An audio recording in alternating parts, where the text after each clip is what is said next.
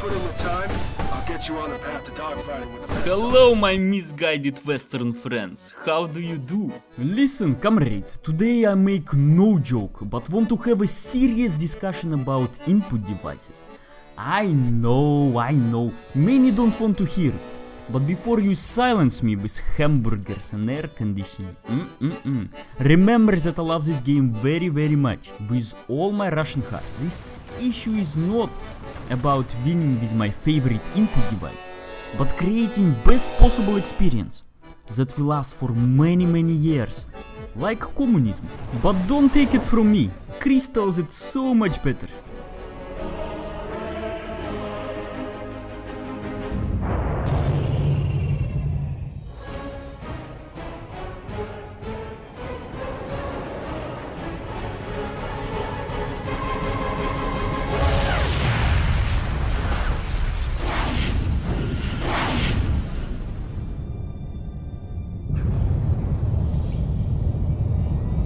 Hi, my name is Chris Roberts, and I'd like to show you something I've been working on.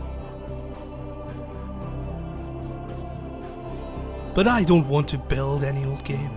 I want to build a universe that is built around being accessible and welcoming to new players. Just think of great games such as War Thunder and Freelancer, where you don't have to worry about flying. In fact, your pitch and yaw will automatically follow your aim. For the vocal minority who like to complain on the forums or wish to experience our physics-based flight, we'll include HOTAS and gamepad support. After years of development, we'll start thinking about bringing those input devices to the same high standard as my vision of accessibility. Why can't a $10 mouse compete with the specialised flight equipment?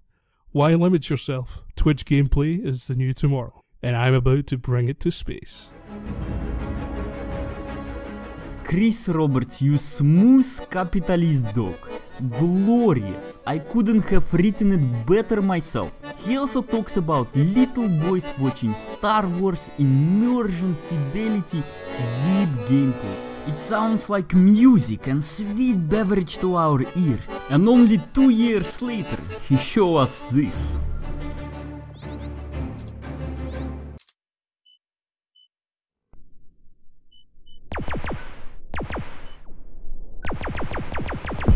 Oh, I'm sorry, I always confuse it too. He showed us this. While you can say that it plays exactly like the other arcade game, this one is much better. As you can see, it's very pretty. Fancy shaders, PBR lighting, millions of polygons. You see that fondue ship? Well, you can't actually see, but trust me, it's gorgeous. The gameplay is also fun. It's a very easy, fast-paced, and can be played by absolutely everyone. I just wish that I could use it on my touch device, so I could play it during bathroom breaks. It has some limited joystick support, but who wants to control a spaceship with a joystick anyway? Clearly, this is the first taste of the greatest space sim of all time, but for some reason a few crybabies did not see it this way. They say, Chris, we share dreams and our wallets. High fidelity immersion, not sacrificing gameplay to appeal to mainstream audience.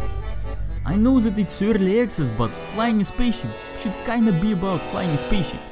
Not point and shoots that we have seen in hundreds of other games. CIG then kindly responded by creating a Katamari post and calling it controller versus controller balance. This discussion became so big that it's bigger than most subforums on the RSI website. And for almost a year, that was the only official response from CIG.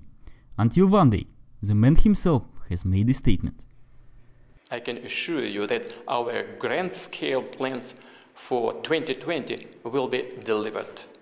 Yes, but how will you fix it? Do you even know what people complain about? We were going to be talking about controller balance. Well, I continue to strongly believe that we should have controllers in the game. That's a good notion. Yeah, that's basically where I'm coming from. Games need input. Open with a good joke. Always works. We have the ability to throttle your acceleration, but you don't have a button for it. Yes, indeed. Huge concern. And this is something that I've been pushing for as well, is moving to more of a unified setup where you have very similar designs across flight as well as FPS. So in that way you don't, as soon as you translate out of the ship, your movement controls feel very samey or very fluid, right? After talking about accessibility, he showed us pictures of his post-stamp collection and told a beautiful story about the summer house by the lake. One of those issues that we need to look at between either how we handled gimbaled weapons, how we handled fixed weapons. It's in a lot better place than I think some people are worried that it's at. Well then, issue solved. I think our latest stats weren't they at like only around 20-25% of players were even using joystick? Yeah.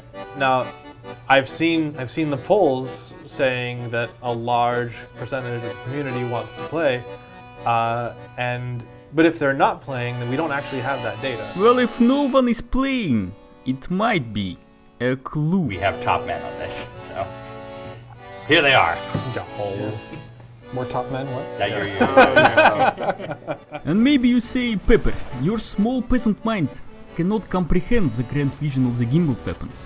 Maybe, but I am not arguing against them. It's about creating point and shoot, comrades, and applying glue to fix everything else. You see, a pilot has a joystick to control pitch and yaw and eye tracking to control horizontal and vertical gimbal aim. A player then uses an input device of his choice to simulate those actions.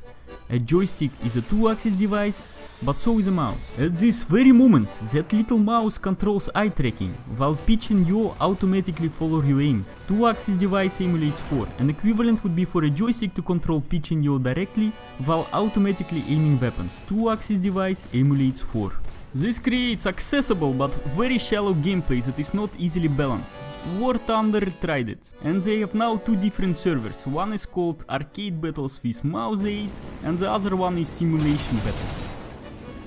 But back to Arena Commander, a proposed change to game design is separation of aim and flight, where 2-axis device can only simulate 2 axes of pilot section. And if you want to steer and aim at the same time, do one on the keyboard and one on the mouse, or a joystick and a mouse, or 2 mice. But don't cheat the simulation by automating actions. The point and shoot design helps people who don't want to invest in the right tool for the job but punishes everyone else who do. It sacrifices immersion, balance and gameplay in general, and you can try to solve this problem with glue. By creating the look ahead mode where a joystick emulates a mouse that emulates a joystick plus eye tracking.